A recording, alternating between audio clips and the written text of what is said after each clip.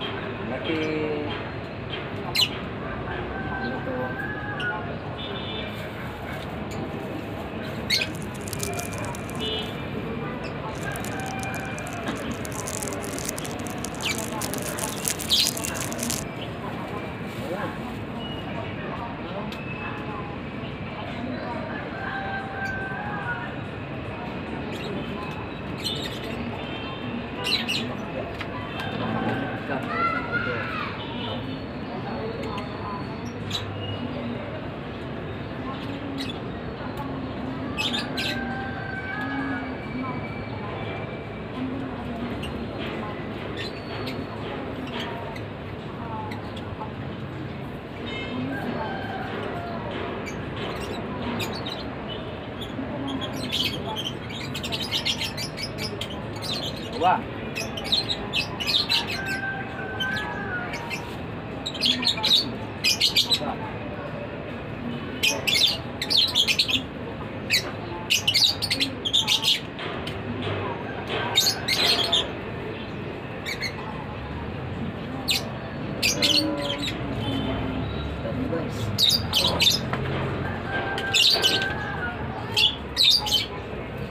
Okay na to.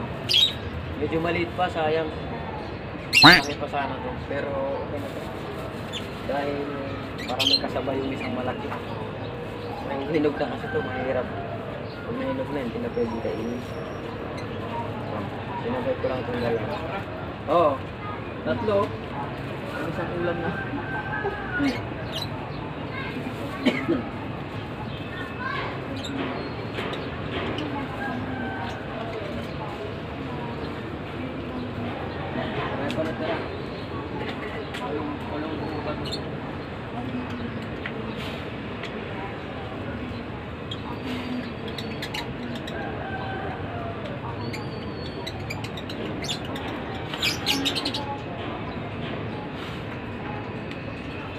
Ginawa ko magandang pang ano to. Parang balot na. Ito. Kasi parang ano siya eh. Parang tutuwid siya sa loob. Pero pinutas ko na yung ilalim. Para pag sakaling mahaba, tatanggalin na yung puwit. Laki na ng papaya oh. Tama-tama sa tinula yan. Manok, tinula. Tapos, may luya dito, may papaya. Manok, tanlad na lang. Kulang yung tanlad. May sili. Kompleto na talaga sa tinula dito. May talbo sa sili. Tatanim tayo ng tanlad. Abot pa yun, yung baka.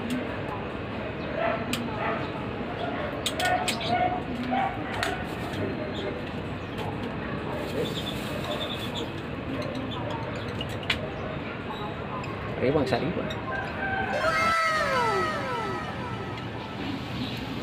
Kulo.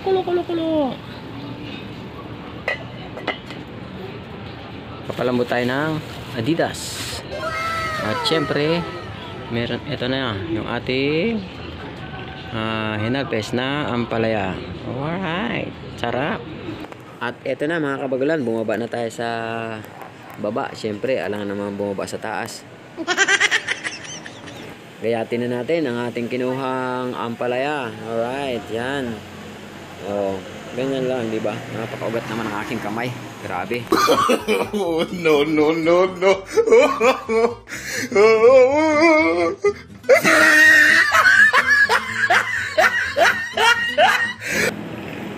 Mura pa guys yung ampalaya. Kala ko mahihinog na. Yung ibig sabihin bata pa siya. Hindi pa hindi pa mapula yung kanyang buto. Yan tama-tama lang itong gulayin. Pero mas maganda sana yung namumula na yung gilid ng buto para pwede pa rin itanim. Yun sana ang maganda, pero kinuha ko na dahil akala ko mahihinog na itong isa. Pero itong dalawa mura pa siya. Hindi pa siya dapat kukunin. Pero kinuha ko na kasi para tatlo silang magkakasabay na gulayin. Paano masabi? Sumingit ka na naman. Laki ka na lang na singit ay.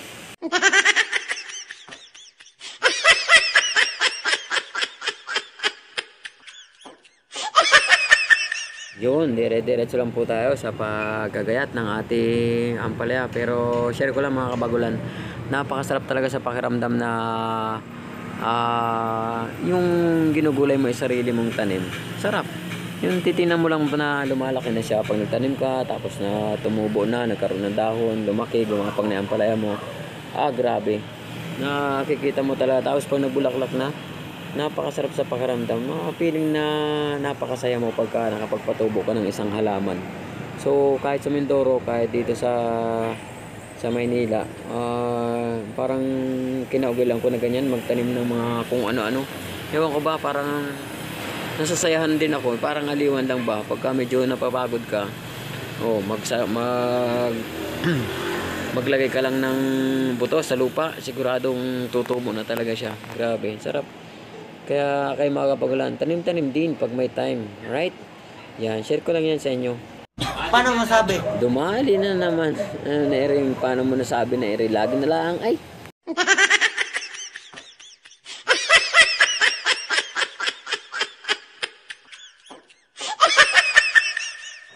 So, ayun guys, maghiwa naman tayo dito ngayon ng sibuyas. Alright. Yan Hiwa-hiwa lang, dahan-dahan lang at baka masugatan.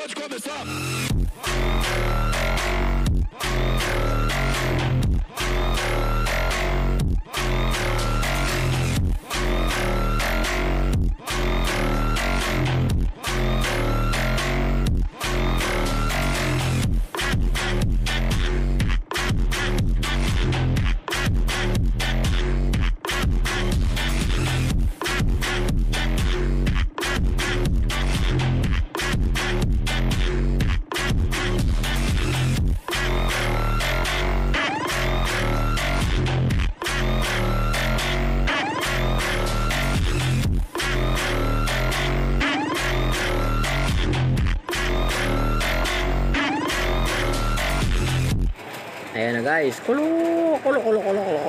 Ayan na naman. Kulo.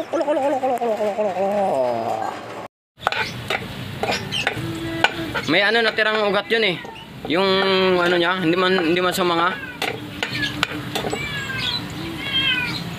At medyo brown na ang sibuyas at ang bawang. At ilagay na natin ngayon ang ating ginayat na ampalaya. para maluto na. At halo, halo, halo. Halo pa ng halo. Ayan, wala nang katitigil, nakahalo. No, no, no, no.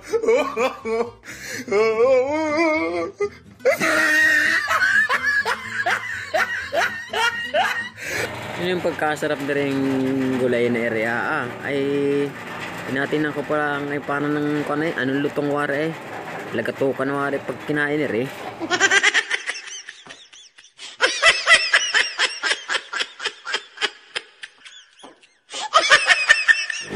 Hala, arumbangin pa ng halo. Grabe na makahaalian, G.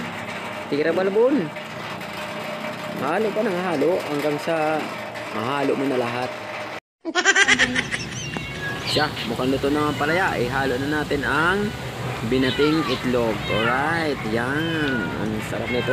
Yummy talaga. Ay, hindi stand up. Ano kaya yun? Baba. Wow! Baba. Ay, puta. Kung saan nakatutok.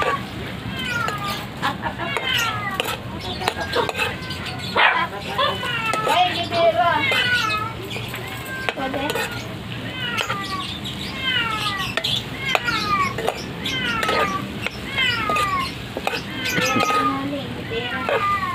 Hindi ko nila.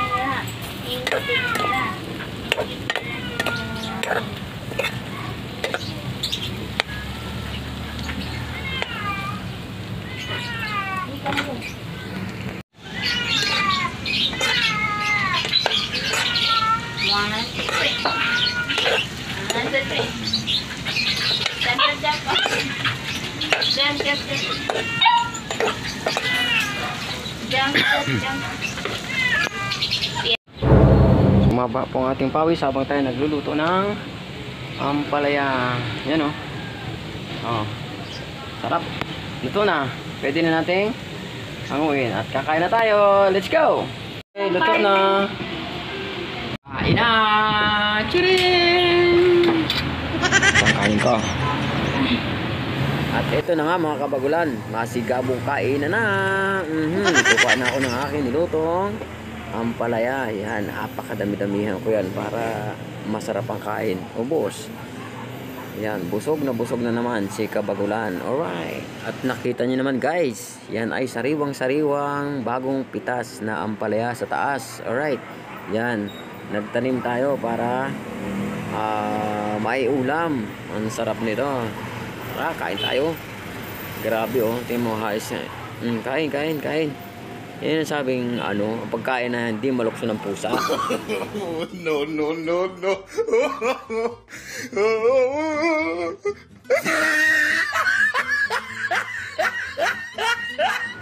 Yan mga kabagulan, napakasarap talagang kumain ng sarili mong tanim. Ang lutong ay talaga namang sariwang-sariwa ang pagkadali. Yan ang maganda. Pagkapitas, hiwa, sabay luto na. Right, nilagyan natin ng itlog para masarap. Ang gana naman kumain nila ay talaga namang inam eh.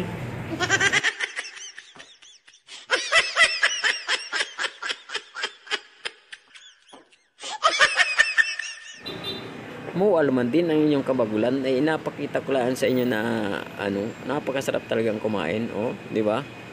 Yung sa mga nagatulo ang laway diyan ay magulay din kayo. Ang sarap ng gulay, balutong, tapos may itlog. Ay talaga namang napakasarap kumain rin, bakbak ng bakbak lang. Subo para sa iyo. Mama. Ayan na bulaga.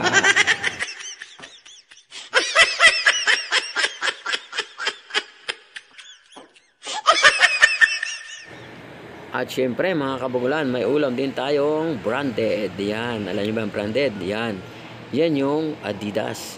Adidas, yan yung paa ng manok. Napakasarap, napakalambot ng pagkakalutong taba. Ay inam talaga eh.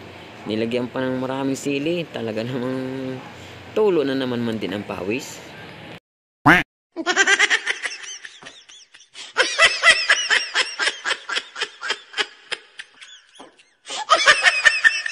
Ari Ay talaga, ang nasabi ko sa inyo mga kabagulan, ay talagang mapahirit ka talaga ng napakaraming kanin. Ay ay parang daig mo pang nasa mang inasal.